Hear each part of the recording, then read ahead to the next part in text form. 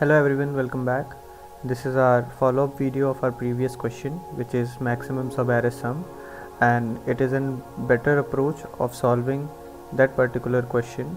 And in this we are using an auxiliary array named as prefix, and while using that auxiliary array we will be having our current sum instead of having with the help of our third loop, which we have used in our brute force approach.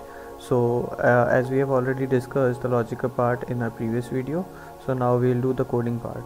So first we'll initialize our current sum as 0, current as 0, and our maximum as max equals to integer dot min value, which is our maximum, and we'll make our prefix auxiliary array int prefix, which is an auxiliary array new int of size as the main array, which is numbers dot length. Okay, after having this, as we all know, in the prefix auxiliary array we are having the first element as the only element because we don't have any before element to add it upon that. So prefix of 0 should be the number of 0 only, so we'll initialize it prefix of 0 with index element equals to our numbers of 0th element. Okay, after that we will make an for loop, and for loop what we're gonna do, we'll start it with the length 1 up to prefix dot length and I plus plus. In this for loop we are adding up first the prefix array, and in the prefix array index we are having the possible all the sum maximum possible sum of previous elements of numbers array. So in prefix of I we will be having the prefix of I minus 1th, which is a sum of all elements of numbers of I till this index, which is I minus 1, and we'll add up the current element of numbers array.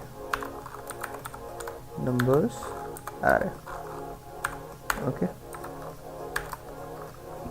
after completing our prefix array, we'll do the subarray part. For the subarray we have already seen, we'll do a nested loop, and inside nested loop we'll for I it will start from obviously I and go up to j plus plus, and in this we can also initialize our start and end for the references, and start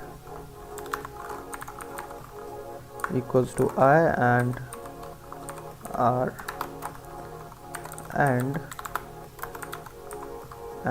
as j.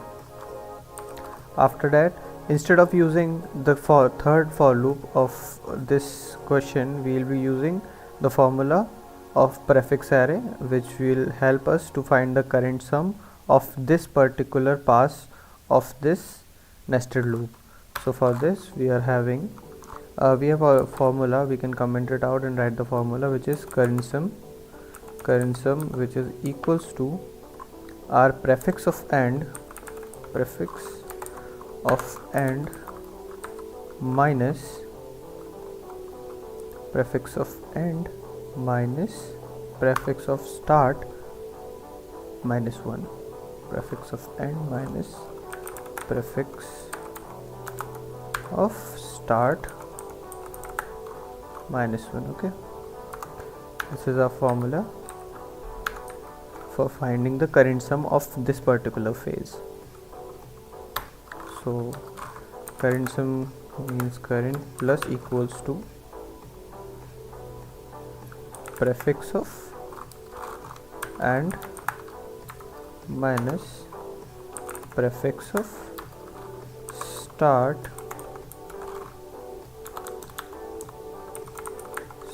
minus 1. So this is a formula for finding the current sum of this phase. So what if in our if we are having a single element numbers array, then for that we are having a condition which is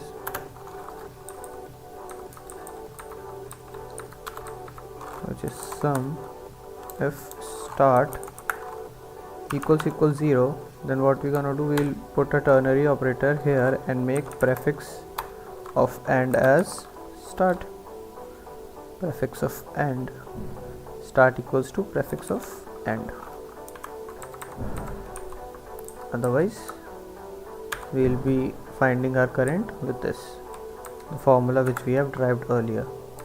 Okay, after this what we're gonna do, we'll check our current sum.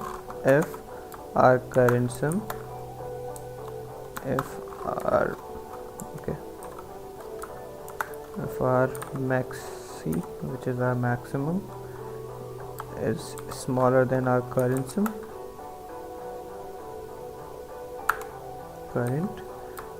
then put value of current in max.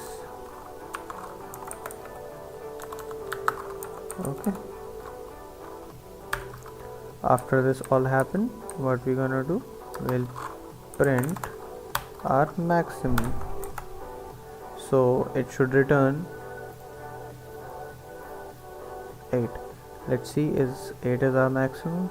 In this we can see 6 and 3. If we take an array of 6 minus 1 and 3, will return us 8. So 8 is the maximum possible sum of an array of this particular given array, maximum sub array. Okay, so this is our a better solution for finding a maximum in sub array possible in a given array.